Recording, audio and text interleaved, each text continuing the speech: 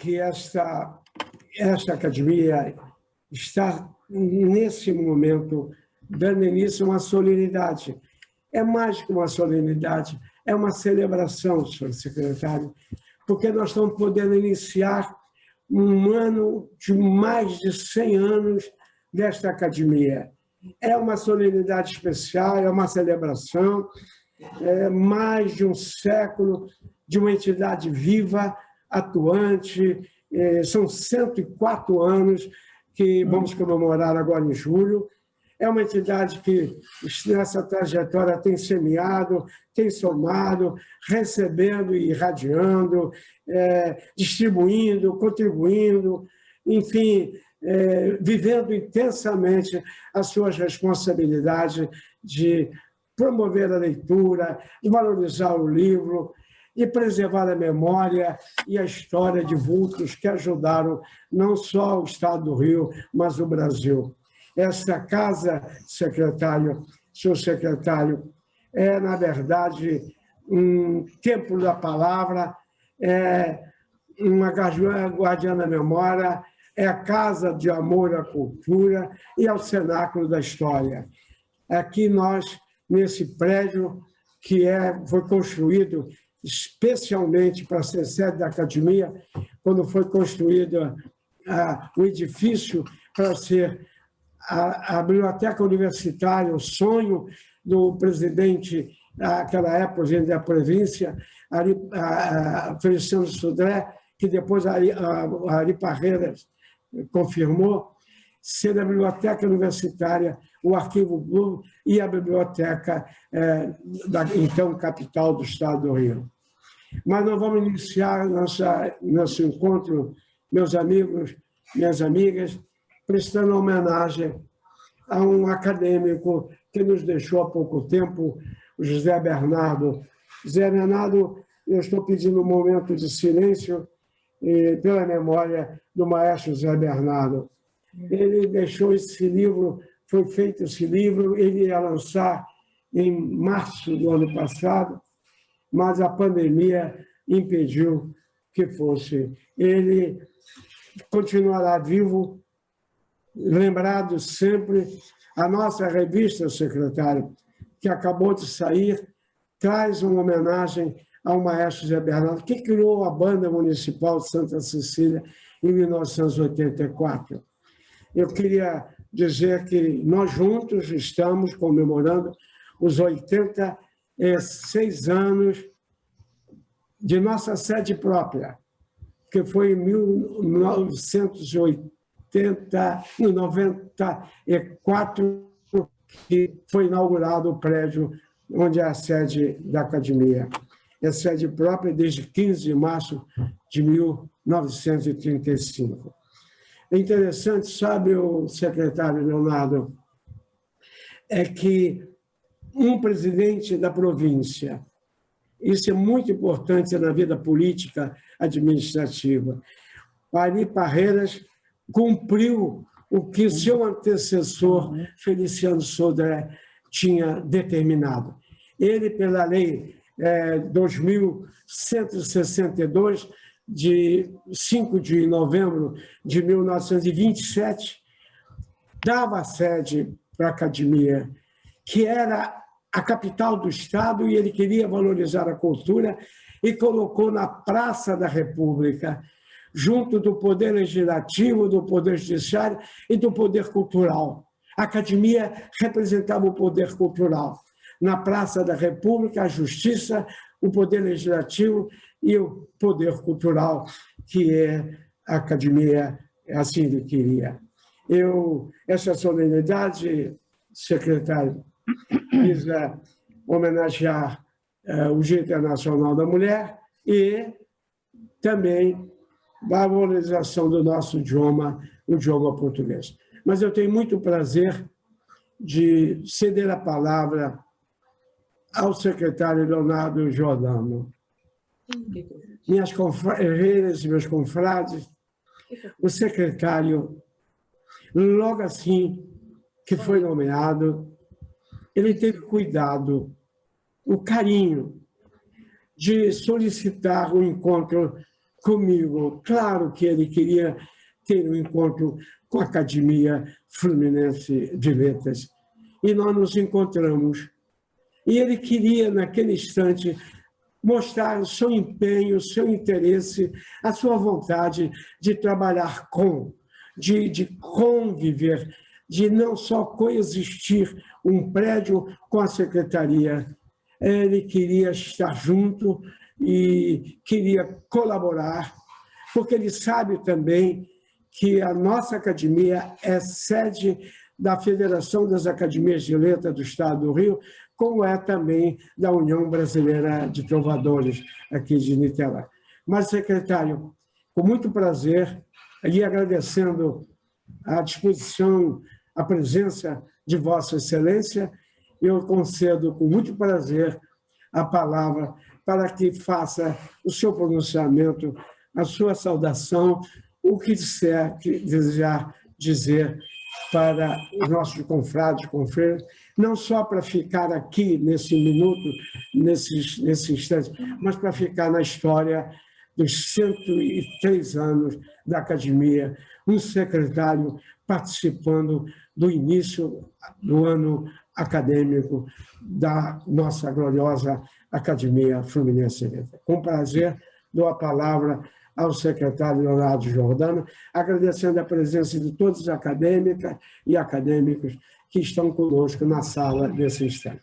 Com muito prazer, secretário Leonardo Giordano.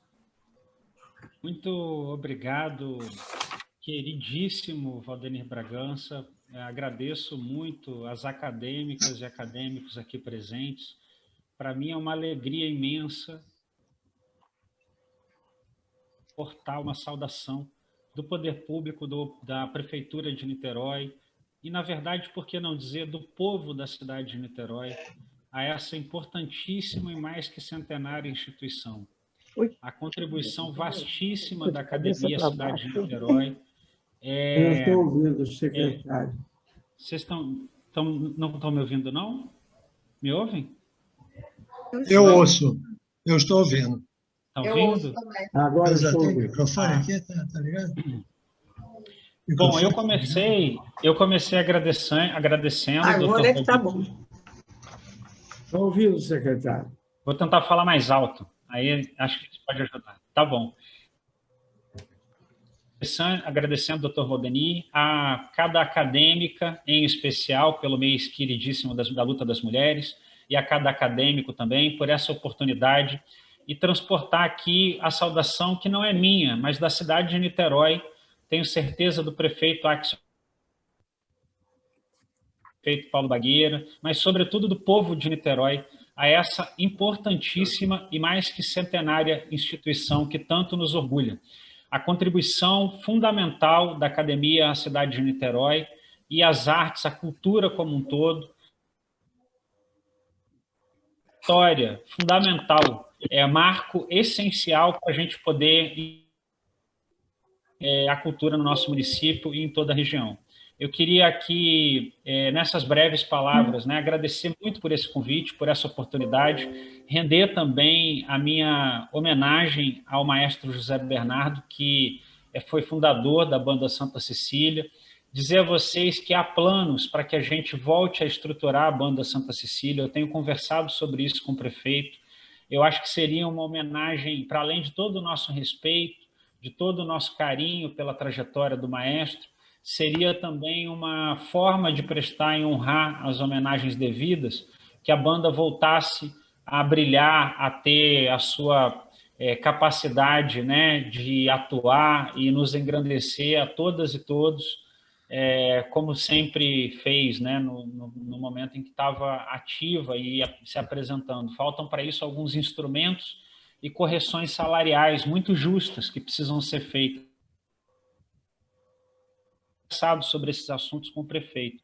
Saudar também os 86 anos de sede própria e esse mês da mulher, com esse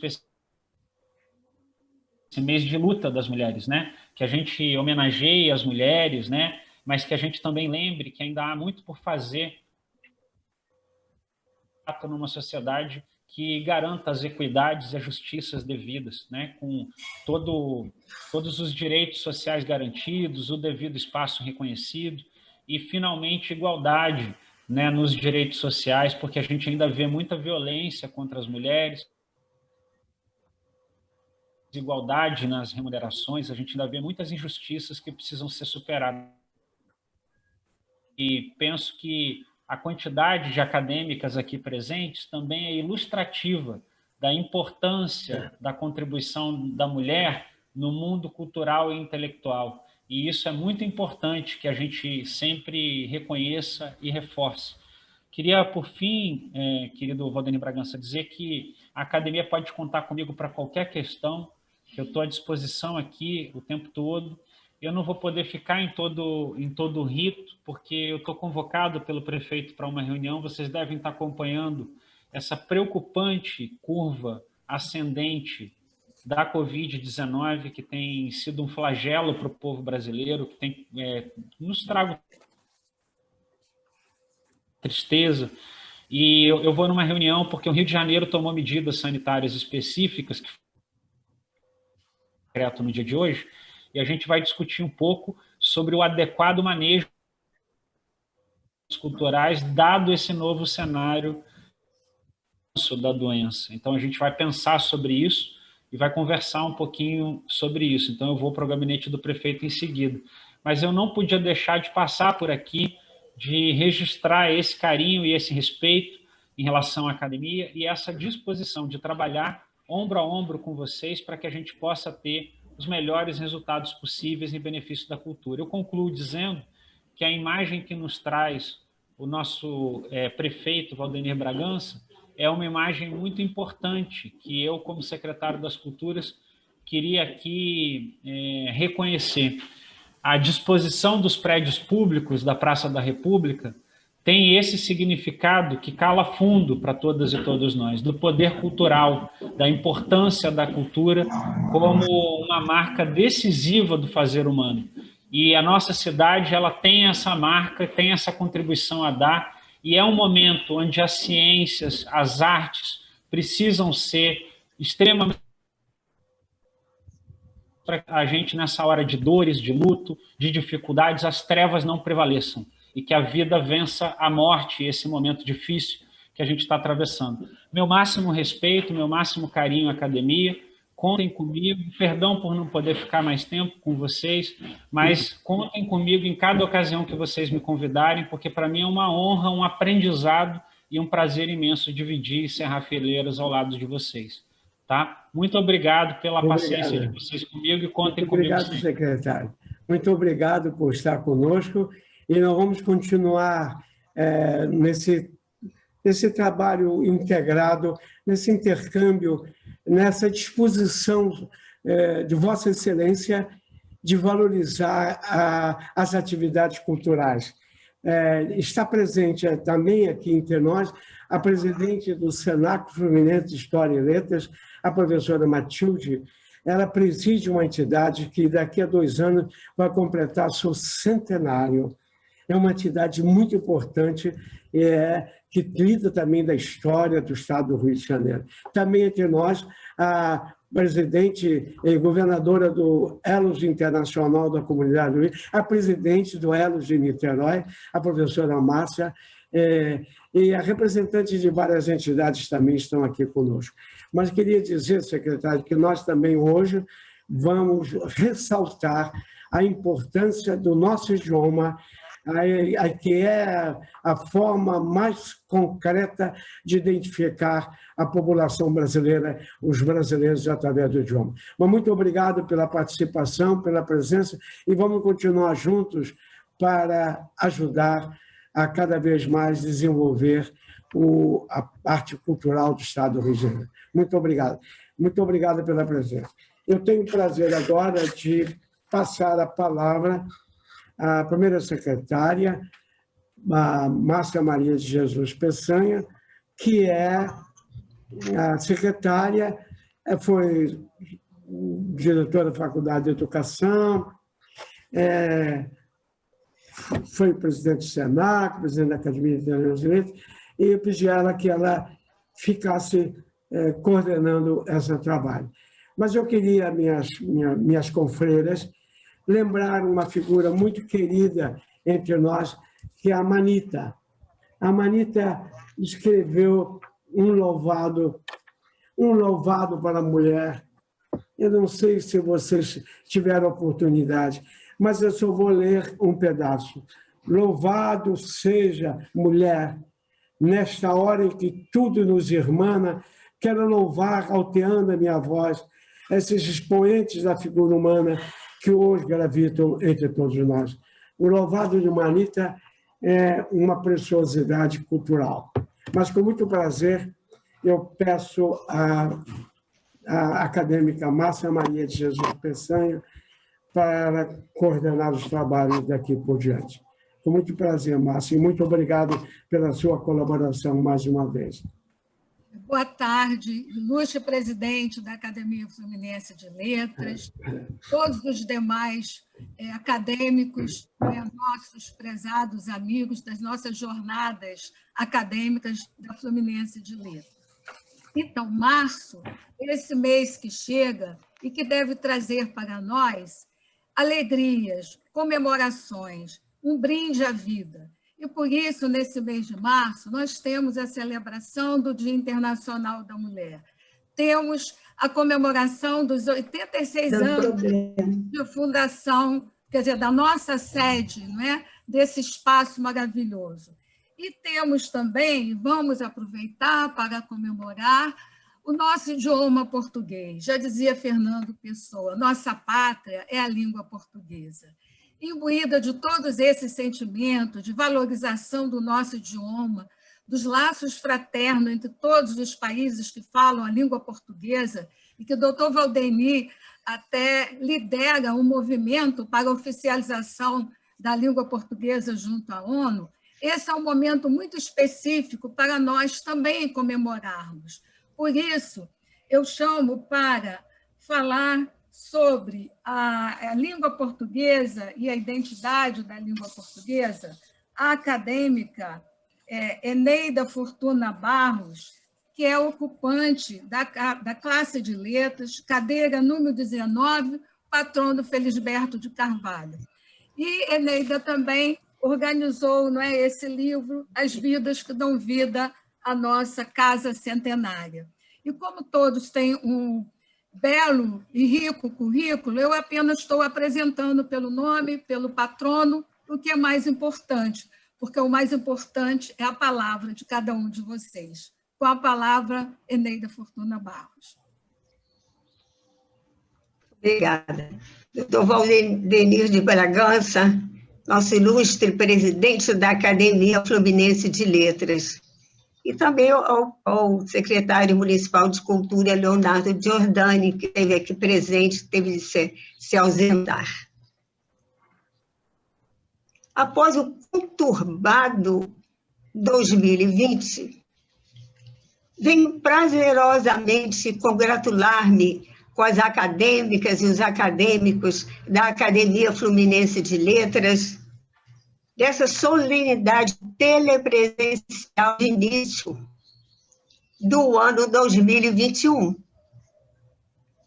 Inicialmente, devo prestar homenagem ao Dia Internacional da Mulher, a ser comemorado no próximo dia 8,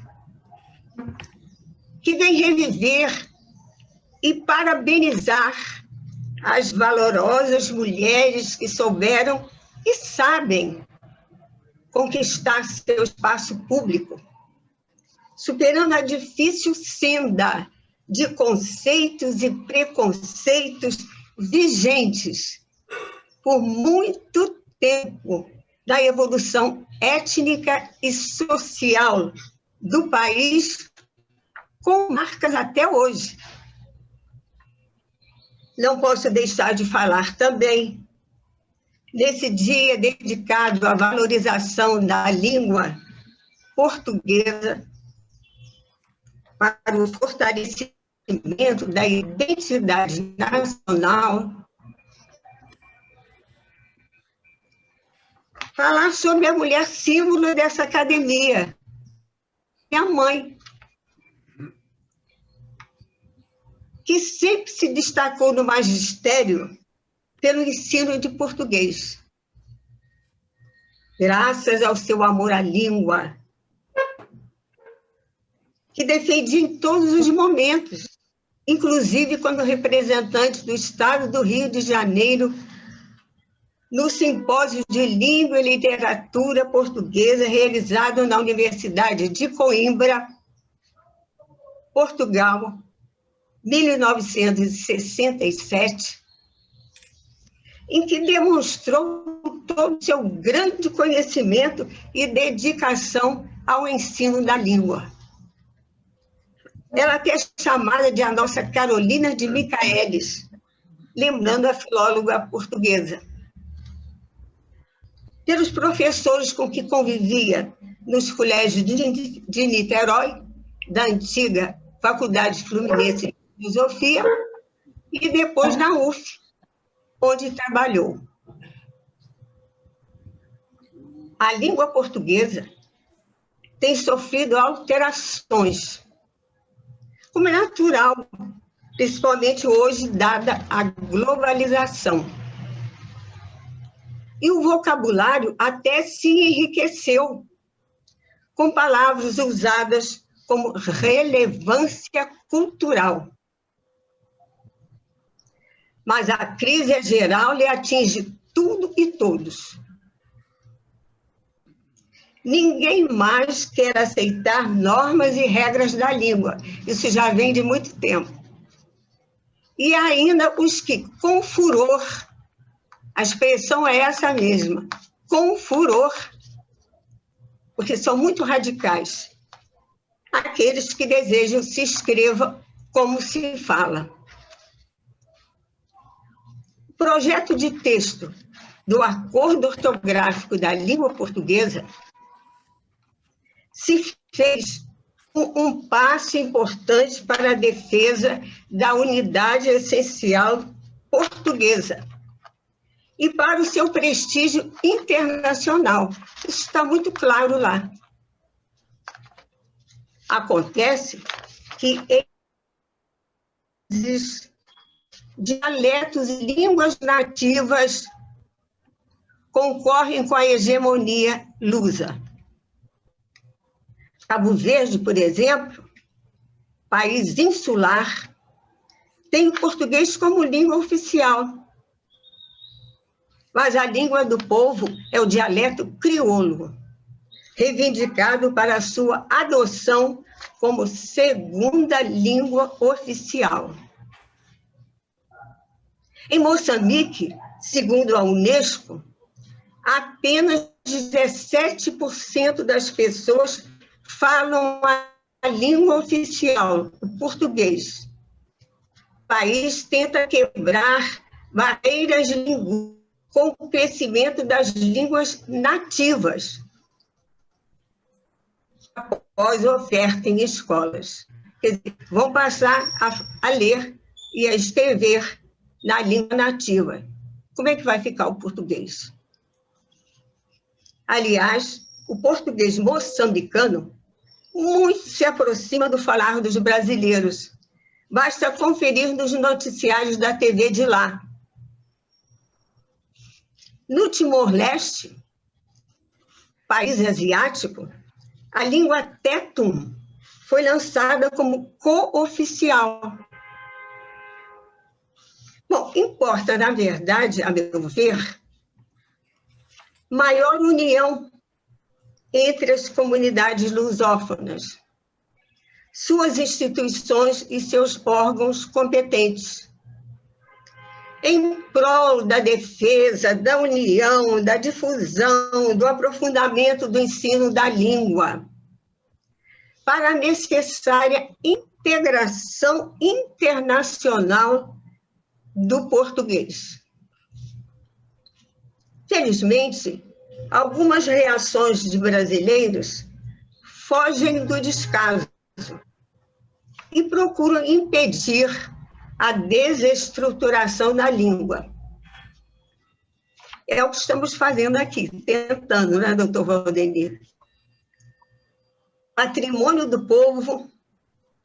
A língua deve ser bem conhecida e amada, escreveu Albertina Fortuna. E acrescentou taxativa, para evitar que a desorganização atinja o ponto da irreversibilidade. Muito obrigada. Amém. Agradecemos muito a professora acadêmica e amiga Eneida Fortuna Barros pela brilhante exposição, inclusive bem ao estilo da professora, com toda a didática possível. Aprendemos muito com o que você falou. Eu acho que isso só nos enriquece. E como a nossa língua realmente é nesse ponto, é esse ponto de união, é um elo. Eu acho que hoje nós sairemos daqui todos mais unidos pela expressão da língua portuguesa. Muito obrigada, acadêmica e amiga Eneida Fortuna Barros, em nome da Academia Fluminense de Letras. E dando continuidade... Obrigada, Cipriana. Dando continuidade a esse momento de valorização da nossa língua portuguesa, eu convido o acadêmico da classe de Ciências Sociais, o Silvio Lago, que ocupa a cadeira número 10, cujo patrono é José Bonifácio, para que possa, então, falar a respeito do legado e história da língua portuguesa. O Silvio Lago, ele é ensaísta, escritor, musicista, e tem vários estudos a respeito da língua portuguesa, da cultura portuguesa, de Eça de Queiroz, e hoje, assim como fez a professora Eneida, também vai nos brindar com o seu pronunciamento a respeito. Com a palavra, nosso acadêmico Silvio Lago Júnior. De vez em quando para, viu? Silvio Lago Júnior.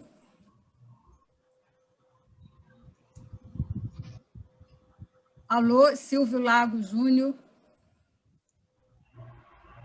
Ficou bloqueado. Oi. Agora, estou sendo ouvido? Tá, agora está. Já fizemos sua rápida apresentação e agora queremos ouvi-lo. Gratíssimo. Muito obrigado. Senhor presidente da Academia Fluminense de Letras, doutor Valdenir Bragança, caríssimos acadêmicos e acadêmicas, escusado lembrar o breve tempo que terei para expor o que seria um amplo panorama a respeito da língua e das literaturas brasileira e portuguesa. Farei um esforço de concisão e busca de clareza para realizar plenamente esse formidável desafio que me foi apresentado pela professora Márcia Peçanha e o doutor Valdenir de Bragança. Começo por dizer que sabe-se que a identidade e o patrimônio cultural de um povo advém de sua história, costumes, cultura, cultos, tradições, principalmente de sua língua. A língua portuguesa descende de culturas ancestrais e possui uma história que parte das raízes do latim vulgar e de outros idiomas falados da Península Ibérica. Foi fertilizada por muitas outras línguas, como o grego, o árabe, a língua judaica, por elementos celtas e até por vocábulos oriundos do mar e das navegações.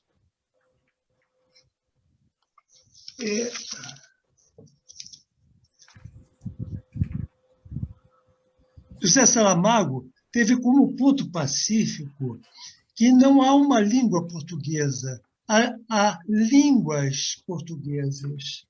De certa forma, teve razão quando se pensa que cada país lusófono adotou a língua portuguesa, mas com formas de expressão que ganham acentos peculiares, fonética própria, variações da gramática, características regionais bem típicas. Importantes historiadores, como Carolina Micaeli, já muito bem lembrada pela ilustre acadêmica Eneida Fortuna, José Leite de Vasconcelos e Ismael de Lima Coutinho dividiram a evolução da língua portuguesa nas seguintes épocas. Eu não vou detalhar, porque o tempo será o meu grande desafio. A pré-histórica, das origens até o século IX, proto-histórica, do século IX ao século XII, e período histórico, do século XII em diante.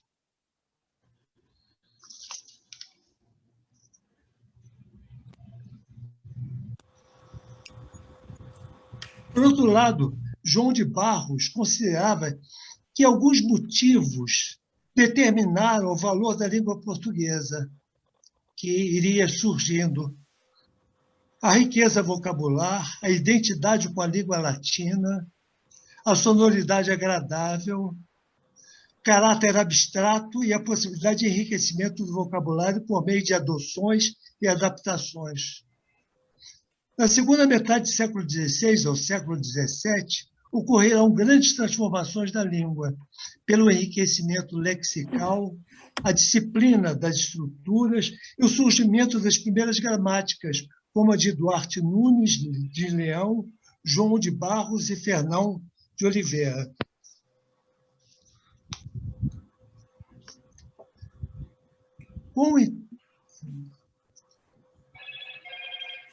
Como bem se percebe, no século XX, a linguagem oscila entre as regras e prescrições gramaticais e as estruturas narrativas de experiências pessoais, com muitas variáveis de expressões e sentimentos, mas com características próprias e pensamentos que se desencadearão e convergirão para a modernidade ou tendências de vanguarda.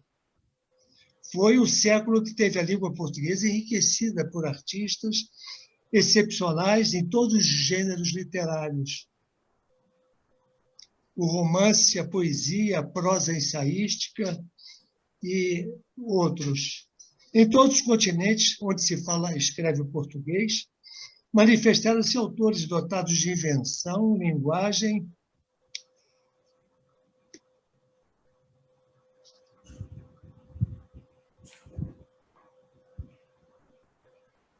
complexas e regionais, de refinados colorismos e vocábulos com plena naturalidade. Estima-se que existam 260 milhões de falantes da língua portuguesa, com diversidades, variantes da língua, notadamente no Brasil.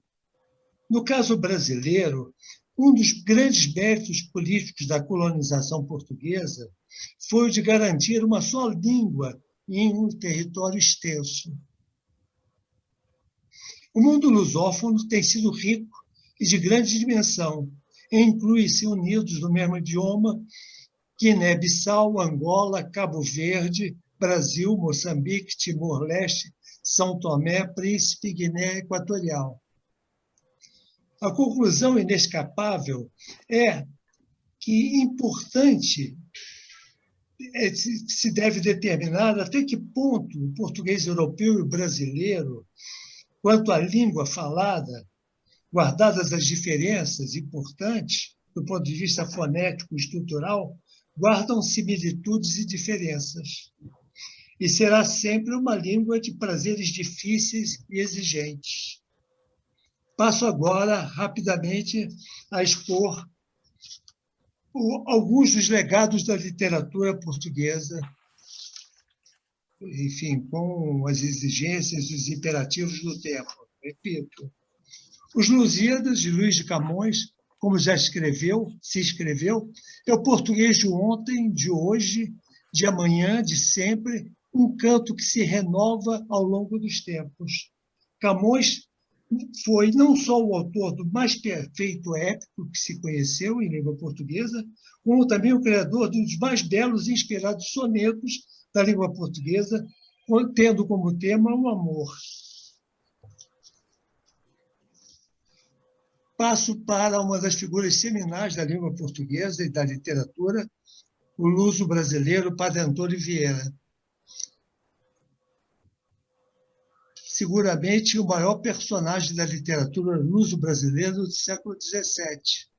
O momento maior dos sermões com os mais belos e perfeitos da língua portuguesa, como o Sermão de Santo Antônio aos Peixes, o Sermão da Sexagésima, o Sermão do Mandato, o Bom Sucesso das Armas de Portugal.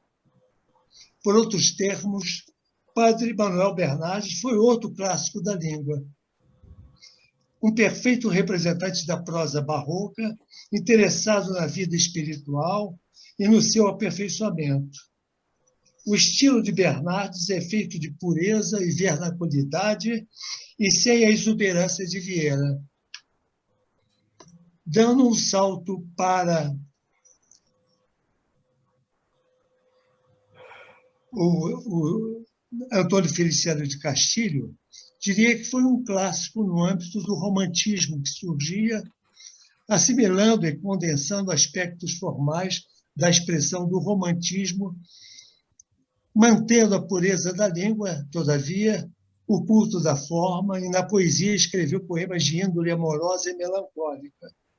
Outra figura excepcional foi Alexandre Herculano, que teve na realização da narrativa histórica um de seus pontos fortes, com reconstituição do passado, sem desprezar fatos filosóficos, sociais e políticos.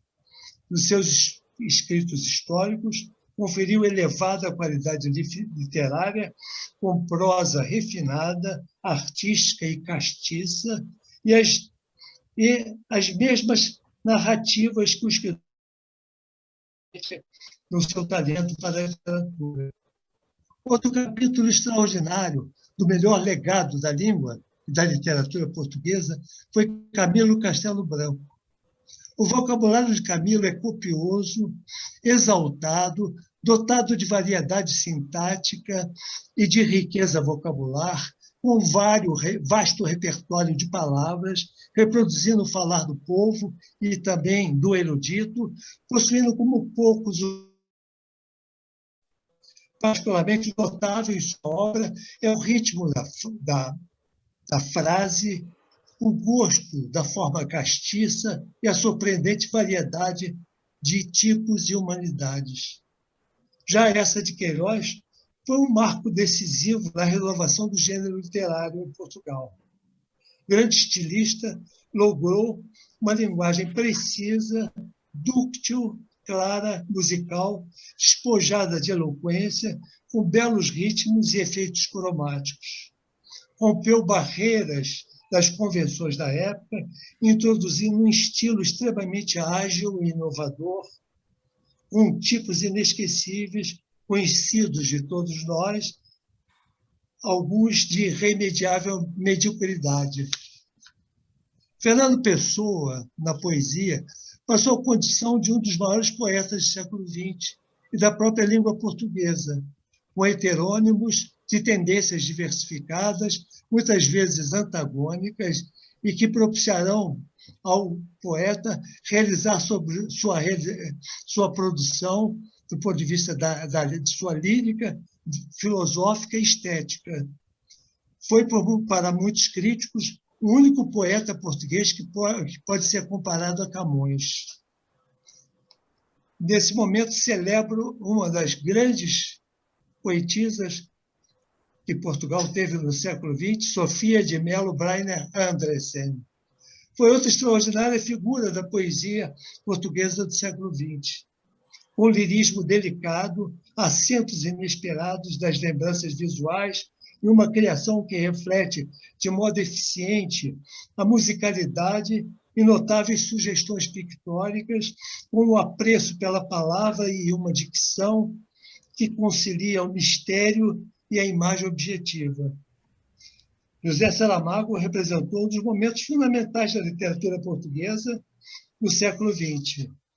Impossível permanecer indiferente ao estilo e à escrita do autor, pelas frases e períodos longos, pontuação que não obedece às convenções e diálogos inseridos nos próprios parágrafos, sem travessões. Seu romance apresenta uma visão perturbadoramente atual, onde estão presentes o trágico, o malévolo, o cômico, a coloquialidade, o discurso reflexivo, a ausência de delimitação dos processos narrativos e descritivos. Passo para fazer uma breve dissertação a respeito do imenso legado da literatura brasileira.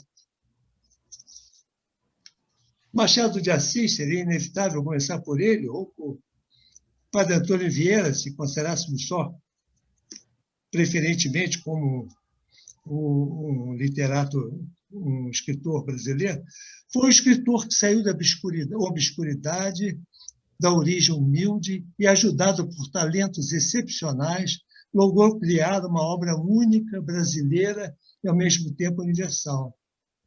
Foi na ficção que o gênio literário de Machado de Assis se realizou plenamente, com linguagem sóbria, clássica, tons levemente irônicos e equilíbrio formal de grande acuidade psicológica.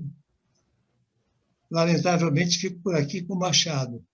Não sem sólida razão, Raul Pompeia foi o autor que melhor exprimiu a prosa impressionista, a plasticidade das descrições, com a arte da linguagem de alto quilate vernacular.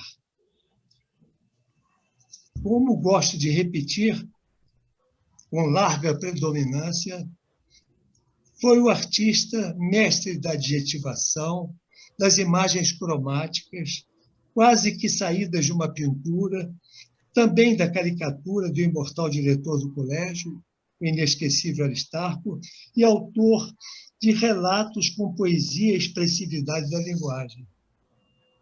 Celebro agora Euclides da Cunha, que escreveu Os Sertões, uma obra gigantesca, aberta para inúmeras interpretações, um caminho novo para a compreensão de um Brasil de perspectivas ilimitadas. A linguagem de Euclides é plena de verbalismos, centrada no culto da palavra rara, com excessos sintáticos e sedução pelas minúcias das narrativas. Segundo a bela expressão de Araripe Júnior, Euclides possuía, aspas, um estilo desenfreado e cataclismal, fecha aspas, plenamente justificada pelos acontecimentos que narrou. Para Gilberto Freire, a prosa de Euclides, como que possuía, aspas, um estilo anguloso. E Joaquim Nabuco, muito bem, percebeu a sua escrita como um cipó, mas, sem dúvida, com frases regulares, às vezes tumultuárias, até os limites do dizer.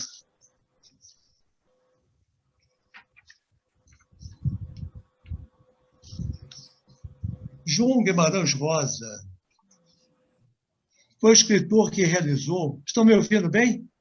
Sim, estamos. Foi o escritor que realizou inúmeras inovações idiomáticas, novos processos estilísticos, falas peculiares dos personagens regionalistas, criações dotadas de imaginação poética e originais metáforas. Foi inventor de histórias que conjugam o erudito e o popular, a gíria, neologismos, tudo com fecunda renovação literária nos ambientes, costumes, tradições e recursos esteticamente regionalísticos e também universais.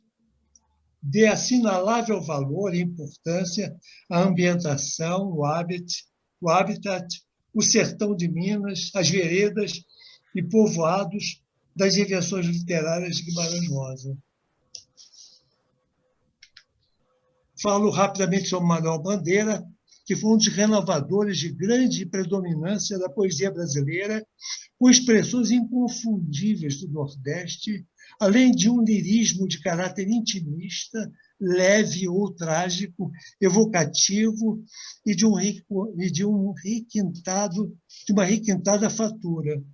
Foi o poeta da ternura humana, desprovido de sentimentalidades e com notável atenção para o mistério feminino, além de fazer notar situações da precariedade da existência, da solidão, da singeleza natural das coisas finitas, vitais, eróticas, plenamente realizadas na melhor tradição da lírica da língua portuguesa.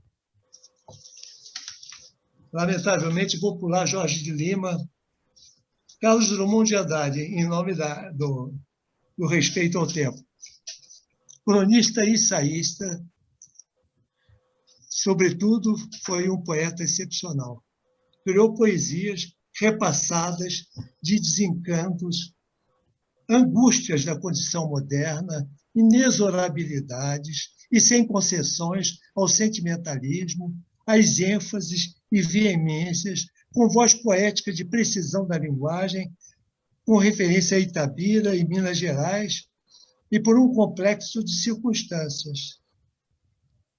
De méritos originais, a sua poesia conjuga sensualidade reprimida e muitas evocações que estão demasiado presentes em sua arte poética. De especial importância, a poesia de abismos interiores, com preocupações de cunho político, registros memorialísticos de um poeta que não cessou de se renovar. O que é irrecusável é o poeta fiel a uma arte de profunda inspiração e coerência na sua maneira de ver, pensar e ter o sentimento do mundo.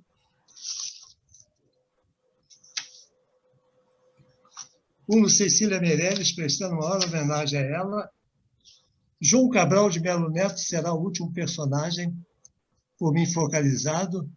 É um ponto de linha de continuidade com a poesia de Carlos Drummond de Andrade, mas com linguagem exata, concisa, de feição imagística, social, racional, lúcida e clássica, em certas soluções formais. Poesia das coisas concretas e poética das coisas cotidianas e visuais, como mesa, faca, copo, pedra, casa, ovo, objetos concretos, processos expressivos e metáforas. Muito se ouviu ou leu a respeito de uma poesia muitas vezes hermética, com aparente aridez e que tem a pedra como obsessão, totem e mineralidade entranhadas. E, de modo evidente, pela concentração, rigor formal, paixão pelas artes, por Sevilha, por sua terra natal, Pernambuco, por Mondrian, Juan Gris, pelo poeta português Cesário Verde e com poemas dedicados a ele. Mais uma vez, a poesia eficiente de flagrantes sugestões pictóricas, sensual e visual, das verdadeiras magias verbais que logra realizar. Em conclusão, diria que foi uma tentativa de relato de um imenso legado da língua portuguesa, sua literatura em Portugal e no Brasil. Agradeço o generoso convite da minha amiga e ilustre acadêmica, Márcia Peçanha. Agradeço também aos demais acadêmicos e acadêmicas, e também ao ilustre presidente e amigo Aldenir de Bragança. Muito obrigado. Silvio, queremos agradecer a você e até usar uma frase muito conhecida, que é o título do livro do seu pai, Grande é a Vida. E como a vida é grande, nos possibilitou esse encontro aqui hoje, em que você discorreu desde as origens da nossa língua portuguesa e chegou ao nosso amado Brasil. E você citou o padre Antônio Vieira, não é? Uma frase em que ele diz: como hão de ser as palavras? As palavras hão de ser como as estrelas. E acho que hoje nós estamos trazendo para esse nosso encontro essas palavras que são estelares, porque elas iluminam o nosso conhecimento sobre a nossa língua, sobre a nossa literatura. E como você também citou Sofia de Mello Breiner, em que eu tenho até estudos sobre ela, e ela foi uma grande amiga da Cecília Meirelles. A Sofia de Mello Breiner tem uma frase também em que ela diz: o meu viver escuta a frase que de coisa em coisa silabada grava no tempo e no espaço a sua escrita. E é isso que nós estamos fazendo hoje, sob a liderança do Dr. Valdenir de Bragança, louvando, eternizando, mostrando essa bela história da nossa língua portuguesa. Obrigada. Agradeço em nome da Academia Fluminense a sua explanação. Muito obrigada. E dando continuidade, ainda nesse mesmo movimento de enaltecer a língua portuguesa, eu convido a acadêmica Alba Helena, da cadeira número 13 da classe de letras, cujo patrono é Casimiro de Abreu. E Alba Helena, ela é trovadora, cordelista, sonetista, e faz um belo trabalho junto ao UBT de Niterói e a nossa acadêmica. Então, com a palavra, Alba Helena, para declamar o poema de sua autoria, O Poder de Integração da Linguagem. Alba Helena, a palavra é toda sua.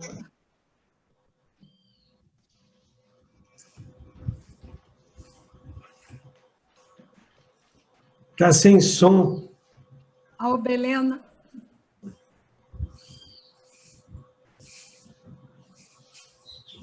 Está sem som. Alba está sem som. Está sem som. Pronto, agora vai. Bom, Estão ouvindo agora? agora. Boa tarde ao ilustríssimo presidente Dr. Valdenir de Bragança, aos prezadíssimos confrades e confreiras da AFL e a todos os assistentes dessa reunião telepresencial. A AFL, malgrado as dificuldades causadas pela pandemia, abre com chave de ouro o ano literário de 2021.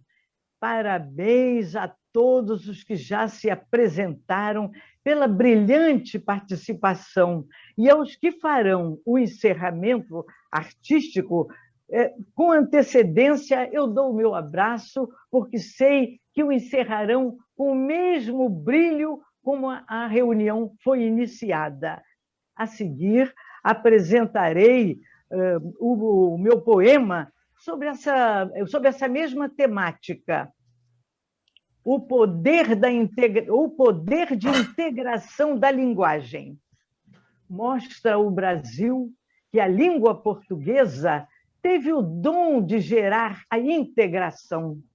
Uniu 3 raças de forma coesa, fez delas uma só, um povo irmão, de pele branca, negra, acobreada, se afeiçoaram à linguagem culta, e a nova raça já miscigenada com o idioma lusitano exulta.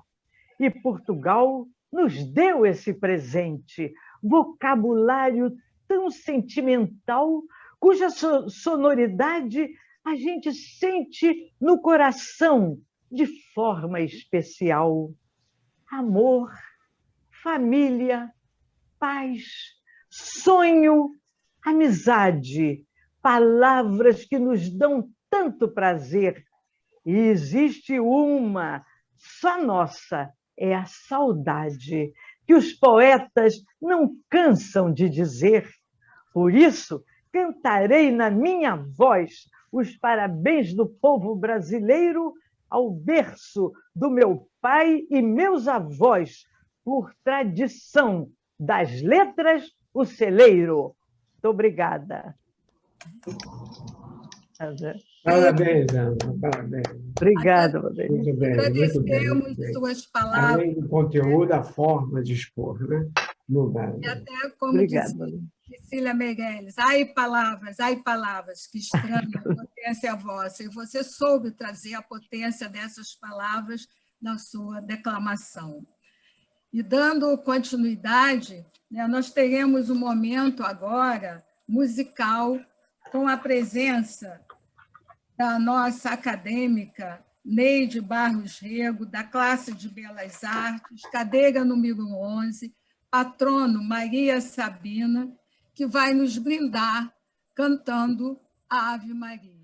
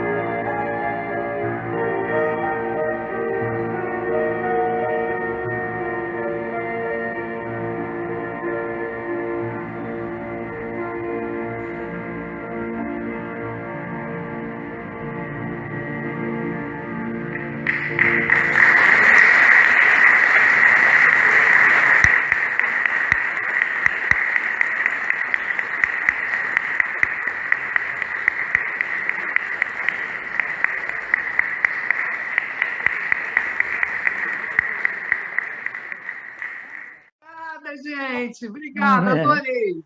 A Neide nos encanta com sua voz. Depois que a Magda também se apresentar, eu vou dar a palavra para o doutor Valdenir fazer depois os encerramentos. Mas queria agradecer a você por estar sempre presente, sempre participando, trazendo a beleza de sua voz.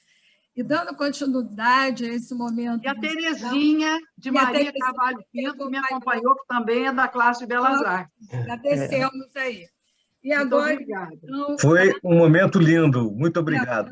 E muito obrigado ao Henrique por ter ajudado. Bom, agora, então, eu vou ler que a Magda Belotti deixou comigo para dar uma breve explicação sobre o que ela vai apresentar, que é o último adeus de amor. Antes do Henrique colocar o vídeo, então ela pediu que fosse lido isso aqui. Composta em 1836 por Emílio do Lago, com os versos de Barros Júnior. Compositor e professor, foi muito conhecido em São Paulo e faleceu na mesma cidade, em janeiro de 1871. A modinha Último Adeus de Amor tem uma peculiaridade, uma introdução e analisação instrumental, o que difere muito das outras modinhas da época. como diz o musicólogo Mário de Andrade, último adeus do amor, linha importância musical, ela tem, com efeito, uma característica de cultura e populismo que está no movimento, que não se via no movimento modinheiro de salão, no Segundo Império. Tudo nesta obra deliciosa é briga entre pretensão, tradições cultas e espontaneidade popular. Espero, disse Magda, que, sabendo um pouquinho sobre essa modinha, possamos apreciar ainda mais nossa pérola do repertório modinheiro. E com relação à música que foi cantada aí por Leide Barros Rego e acompanhada ao piano por Terezinha, que essa Ave Maria, que é uma prece, seja também uma oração para combater a pandemia que ora nos assola. Então, tanto é uma inspiração poética, como é também uma prece, uma oração, o que a Neide nos apresentou. E, mais uma vez, obrigada. Agora ouviremos a Magda, depois eu digo umas palavras e passo para o doutor Valdenir. Ouçamos, então, a Magda Belotti.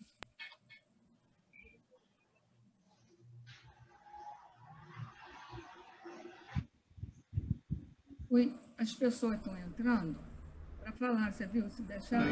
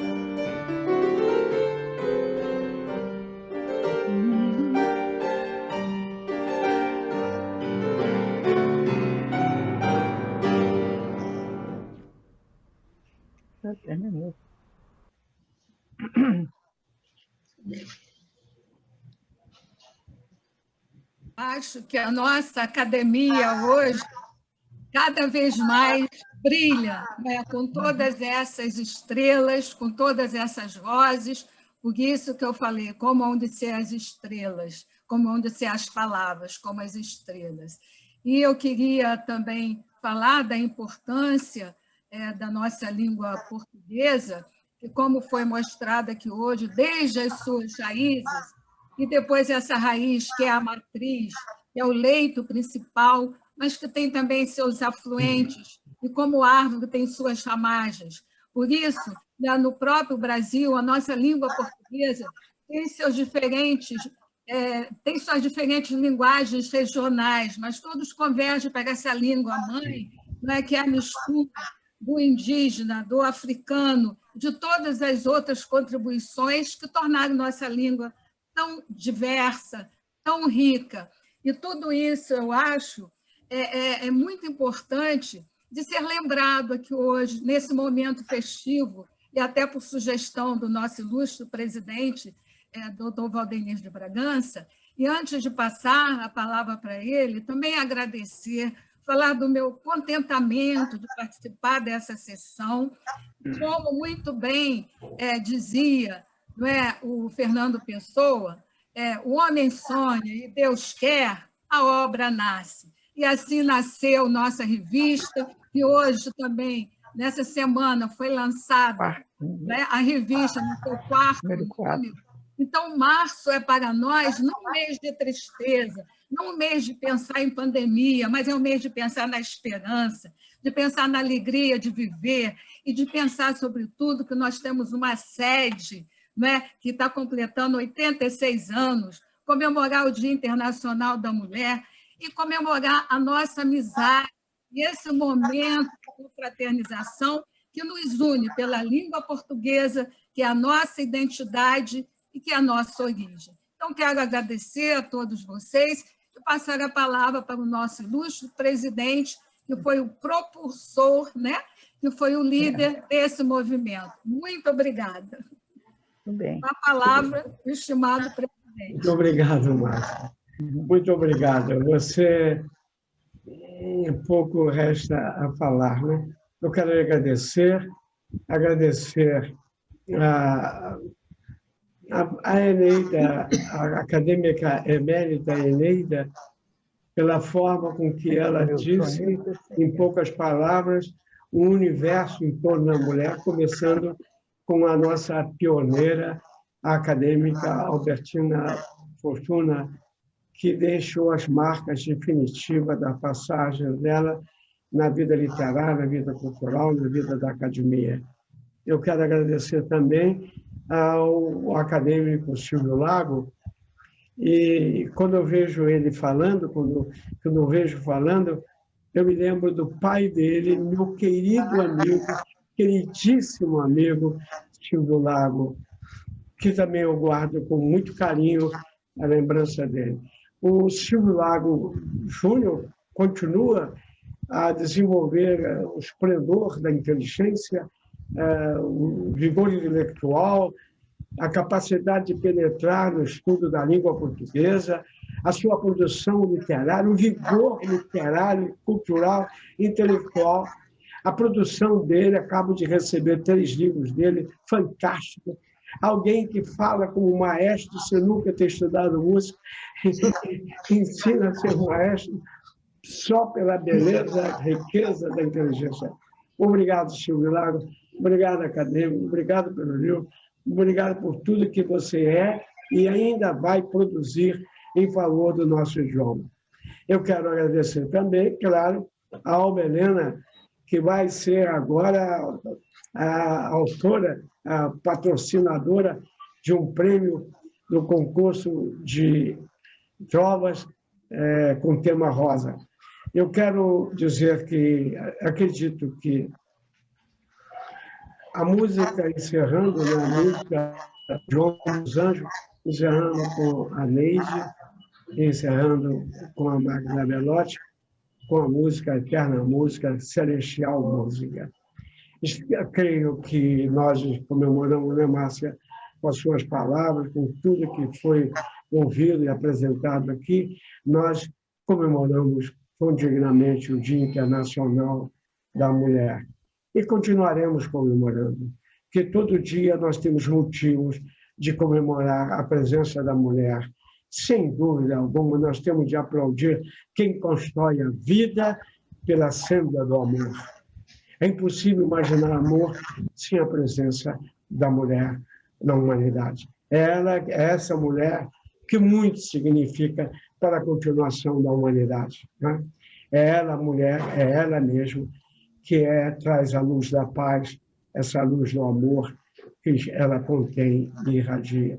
A mãe que amamenta, a mãe que aconselha, a mãe amiga, a mulher intelectual, a mulher desbravadora, e eu estou diante de mulheres que abriram o caminho, que construíram, que continuam construindo, liderança literária, liderança cultural, a ela todas as nossas homenagens por tudo que representa. Você, mulher, você, mulheres, vocês, acadêmicas, vocês fazem o coração pulsar mais forte, vocês fazem colocam mais luz no ambiente onde se trabalha, onde se vive, no ambiente familiar. A mulher será sempre a mulher, a portadora das flores, do carinho e do amor. Meu abraço e minhas homenagens. Queria dizer que nós também hoje ressaltamos a importância do nosso idioma. Eu queria dizer que nós estamos trabalhando para que o idioma chegue a ser oficial na ONU. Dia 5 de maio, nós estamos programando um encontro mundial com todas as academias. Falamos com o Marco Lucchesi, presidente da Academia Brasileira de Letras, estamos fazendo contato com todas as academias de letras dos estados brasileiros, fizemos contato com o secretário executivo em Lisboa, Francisco Teles, para que haja um movimento internacional para tocar, não só acadêmico, tocar a ONU para que o idioma português passe a ser oficial, uma vez que é o quarto idioma mais falado no Ocidente e é o mais falado no Hemisfério Sul e é um idioma presente em todos os continentes. Nós temos que trabalhar e o pessoal de Portugal mesmo diz que essa efervescência, essa vontade de ver o idioma oficial tem de ser, sobretudo, no Brasil, no movimento das entidades culturais do Brasil. E aí está também o Elos Internacional da Comunidade Brasileira, aí estamos todos nós juntos nesse trabalho. Eu queria dizer que nós da Academia, nós estamos preocupados, nós não podemos subestimar o avanço corredor, destruidor do nosso idioma. Nós estamos sentindo, agora mesmo, uma live, eu digo, eu estou no live, outra diz, eu estou local, e a academia é, em verdade, a trincheira. A nossa academia, as academias, tem de ser a trincheira a ser fortalecida com as outras entidades parceiras para prevenir e impedir o enfraquecimento do nosso falar e nosso escrever, e sim fortalecer e valorizar o nosso idioma. Esse é o objetivo principal. Eu acredito que aqui está a governadora do distrito do Elos Internacional, a professora Matilde, também está aqui a Márcia, que é a presidente do Elos de Niterói. O esforço conjunto vai sensibilizar, sim, esse esforço é capaz de influenciar mais. Queria dizer que nós vamos continuar trabalhando com a Federação das Academias de Letras. Vamos ter uma jornada, não é, Márcia? Vamos ter uma jornada em julho, em Niterói. E em setembro, 18 de setembro. O presidente Cid Major está muito entusiasmado. Já fizemos contato com o prefeito para conseguir hospedagem. Dia 18 de setembro, nós vamos estar em Araruama, numa jornada cultural. Em vez de 17 de abril, diante da pandemia, foi adiado para o dia 18 de setembro em Araruama. Quero agradecer mais uma vez a colaboração das ilustres acadêmicas, dos ilustres acadêmicos. Eu estou vendo a velha Ladislau aqui, que é do Conselho, com Regina Sérgio, do Conselho da Mulher de Niterói, Conselho Municipal da Mulher, Antônio Machado, que tem hoje, Hertal Rocha, o Antônio Clauser, o Kleber Francisco Alves está também conosco. Enfim, nós temos a Deira Charra, enfim, nós estamos aqui com uma representação expressiva do corpo acadêmico, né? Silvio Lago, muito obrigado pela sua exposição, obrigado pelos livros, né? E nós vamos encerrar agradecendo a Neide Bavé, a Reneida Fortuna, a Matilde Conte, a Dene Char, a Gracinha Rego, a a Kleber Francisco Alves, Eduardo Krause, Antônio Machado, André Lastinal, a Célia Tal Rocha, e a Henrique, além da massa, o Henrique, que convalesceu de Covid, entrou para poder ter a parte musical. Muito obrigado, que Deus abençoe a cada um de vocês, mantenha com saúde e previna, né, dessa situação terrível que todos nós estamos passando e que a vacinação chegue para poder a gente voltar a ter reunião presencial na nossa sede, na sede. E quem sabe que nós vamos ter em breve, do nosso lado, na sala, na Mapoteca, a sede do SENAC, Movimento História e Letras, e do Elos Internacional da Comunidade. Muito obrigado pela presença de todos. Está encerrada a nossa reunião telepresencial. Muito obrigado pela ajuda, muito obrigado pela colaboração de todos vocês.